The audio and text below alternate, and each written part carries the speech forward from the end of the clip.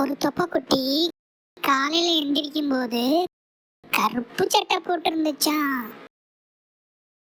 அரை மணி நேரம் கழிச்சு அந்த கருப்பு சட்டை வெள்ளை சட்டை ஆயிடுச்சான்.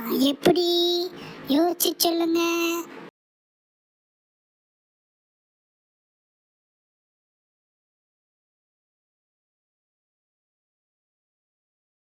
One two three. நானே சொல்லிடவா? நீங்களே பார்த்து தெரிஞ்சுக்கோங்க அந்த கருப்பு சட்டை எப்படி வெள்ளை சட்டை ஆயிடுச்சுன்னு.